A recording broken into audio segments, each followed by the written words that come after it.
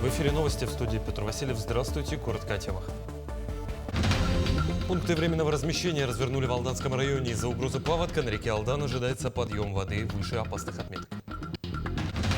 Экспедиция якутских ученых поможет создать тест-системы для раннего выявления заболеваний у северных оленей и кобыл. Расскажу подробности. Традиция, музыка и живое общение. В Верхневилюйске отпраздновали День Асохая, один из самых ярких символов культуры народа Саха. Повышение опасных отметок уровня воды на реке Алдан с подтоплением пониженных участков населенных пунктов Тамот и Чагда прогнозируют в Алданском районе. По данным гидрометеорологической службы, в ближайшие сутки у города уровень воды на реке может подняться до 820-840 сантиметров. Это на 20 сантиметров выше опасных отметок. А у поселка Чагда до 1650-1750 сантиметров при отметке начала затопления в 1500 сантиметров. Жители предупреждены, развернуты пункты временного размещения. Улица Сухой Ключ, дорога затоплена, там дальше находятся дома, один двухэтажный дом, бараки. Всего в общей сложности там проживает 7 семей, 14 человек, детей нету. Ну, сейчас мы видим, что вода остановилась, и по сводке, опять же, населенные пункты выше, там уже начался спад воды. На сегодняшний день, на сегодняшний момент у нас организован пункт временного размещения для людей с питанием, с медикаментами, с водой. Так, и готова техника для восстановления подтопленных участков размытых дорог. Сегодня, 25 мая, при полном совпадении с уточненным прогнозом, в 4 часа дня по уснерскому времени начался ледоход на реке Индигирке. 2 днями раньше проснулся лед на реках Нера и Эльги. В этом году уровень рек невысокий. Ледоход проходит спокойно. Угрозы подтопления не ожидается. У нас по реке Индигирка уровни спокойные, небольшие, 197 сантиметров на 16 часов. Водомерный пульс находится у нас ниже автодорожного моста. То есть 2 сутками раньше на реке Нера начался ледоход. На сегодняшний день, ну вот на 16 часов, там уровень тоже невысокий, 425, по-моему, сантиметров. Тоже угрозы никакой. Ну, ожидали сначала предварительно, давали 20-22, потом уточнили прогноз с 23 по 25. Ну вот, прогноз, можно сказать, оправдался. Ледоход на реке Лени стал серьезным испытанием для жителей Намского района. В некоторых населенных пунктах уровень воды поднимался до критических отметок. На сегодня гидропосты сняты, где дежурили специалисты службы спасения. Спасатели работали в условиях максимального режима, неся круглосуточное дежурство и непрерывно патрулируя. Их оперативная помощь позволила удержать ситуацию под контролем, защитить дома сельчан и благополучно пережить половодье. Навигация на реке Лени по маршруту Махсоголох-Качекаца еще не началась. Сроки зависят от гидрологической обстановки. Пока что зафиксировано движение льда вдоль правого берега. Прорыв затора из льда выше по течению. Поэтому запуск паромной переправы приостанавливается для очистки русла реки. В навигационный период будут работать 4 парома. После ледохода работали коммерческие рейсы. Уточнить график движения паромов и расписание можно на официальном портале Министерства транспорта Якутии. Со средств массовой информации в соцсетях узнали, что официально пробные рейсы начинаются через Качекацы Махсоголох 21 мая. Вот. А мы с Нерюнгри выехали 22 мая. Вечером успели на крайний рейс и успели перебраться на эту сторону. Вот. Ну, думаем, что официально открыто 22 мая. А вот сегодня вот хотели обратно в Нерюнгри поехать. Ну, пока парома нету. Ждем, стоим, очередь большая. Сказали, что много льда, из-за этого парома не будет. Специалисты Арктического государственного агротехнологического университета провели научную экспедицию в Нерюнгринский район в рамках международного гранта, который совместно финансируют российский и якутские научные фонды. Исследование посвящено выявлению репродуктивных патологий у северных домашних оленей и табунных кобыл якутской породы.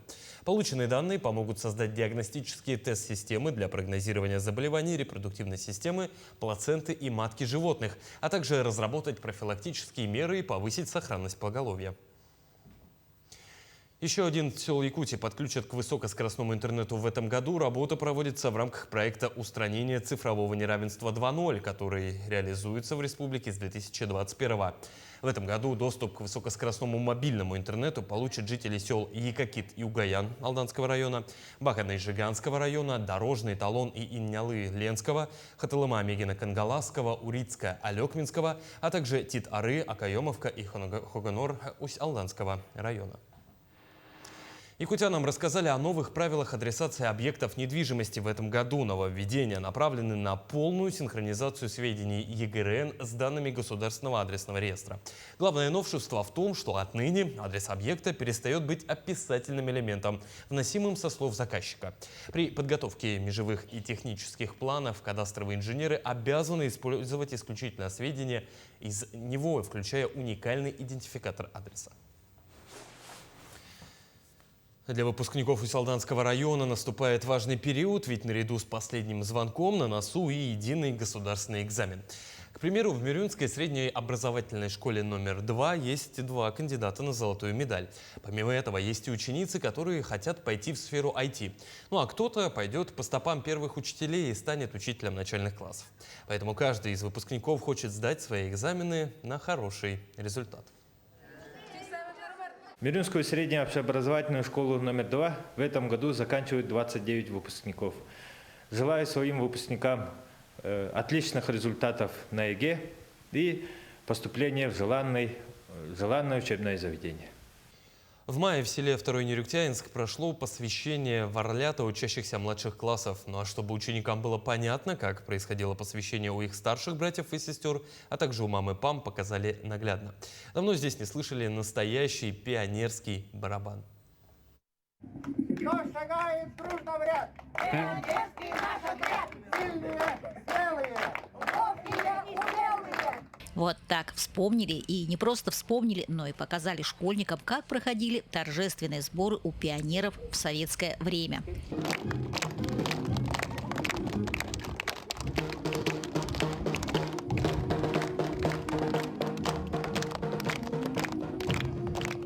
На смену приходит новое поколение. В ряды орлят торжественно приняли учеников первых и вторых классов. Поздравляем, ребята! В этой школе работаю уже 44-й год. В 1982 году сюда приехала. И вот работаю. Сначала работала старшим пионервожатым 10 лет, потом вот учитель начальных классов.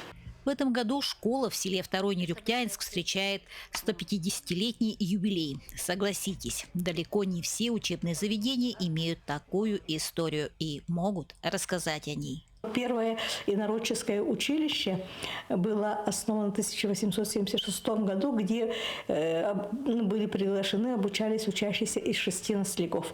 Это первый Нерюктя, второй Нерюктя, первый Миицкий, второй Миицкий, Кячинский и Манжагарский. Ага. И, оказывается, собирали деньги от родителей тех наследников, чьи дети будут учиться. И по архивным документам где-то было собрано 1000 с лишним рублей. 1200, сколько-то я уже не помню. И из этой суммы 400 с лишним рублей было направлено на учителя, который будет обучать этих детей. А остальная часть, на содержание вот этого здания. Торжество проведут в начале июля, а пока ученики, родители, коллектив готовятся к празднику. Одно из мероприятий – кросс, собравший всех без исключения. Это торжество мы отмечаем 3-4 июля этого года. Первый день торжественно, второй день как ИСЭХ, и будет 150 лет нашей школе. Что готовите и как готовитесь?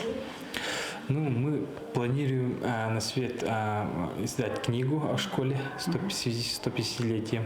И отремонтировали 2 корпуса музея. Вот второй корпус сейчас на стадии ремонта. И мероприятие. 150 лет. Юбилей для всех. За 1,5 века в школе выросли поколения и династии. Их с нетерпением будут ждать в родной школе.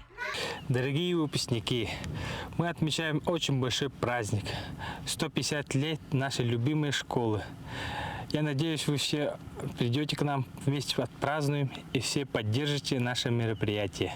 Елена Фаст, Максим Копылов, Алекминск. Бридигистякская школа имени Афанасия Осипова третий раз провела завершающий учебный год масштабный родительский форум «Любовь для нас – это семья». Он объединил родителей, детей, педагогов и почетных гостей, чтобы еще раз напомнить: семья – это не просто опора, а целый мир, где рождаются традиции, передается мудрость и формируется будущее. В этот день родители провели различные мастер-классы, состоялись беседы и обмен мнениями по 3 основным направлениям воспитания детей. Были организованы 3 основные площадки, где обсуждались якутские традиции и обычаи. Сегодня мы проводим ежегодное традиционное мероприятие «Родительский форум», приуроченное воспитанию наших детей под девизом «Крепкая семья, крепкая страна». Праздничное мероприятие в честь Дня Асоха и встречи лета сегодня провели в Верхневилюйске. День начали с обряда алгыс с пожеланиями благоприятного лета. Каждого гостя ждали угощения, оладьи, бырпах и свежий наваристый утиный суп. Наряду с поздравительными концертными номерами жители играли в конкурсы, общались за вкусной едой.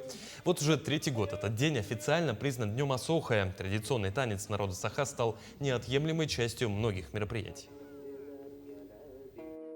Встречая первые дни лета, якутского праздника День Саилыка, и еще сегодня День реки Вилюй, в рамках этих мероприятий мы сегодня создали такую атмосферу у нас около дома Олонхо. Также сегодня провели обряд алгыс, это получается первый день лета. Мы сегодня очень радостно встречаем. В историко-краеведческом музее поселка Хандыга прошла яркая и душевная акция «Ночь музеев. Родное». Гости мероприятия познакомились с историей и культурой народов Севера, приняли участие в экскурсиях, мастер-классах и викторинах, услышали звучание эвенских шумовых инструментов и уникальное тувинское горловое пение «Хомей». Особую атмосферу празднику подарил общий якутский танец «Асохой», объединивший всех участников вечера. Сейчас вот идет мастер-класс по пошиву шапочки банной. И очень интересно, мы про баню разговаривали про баню. И вообще вот такие мероприятия как-то больше знакомят нас, и нам очень нравится.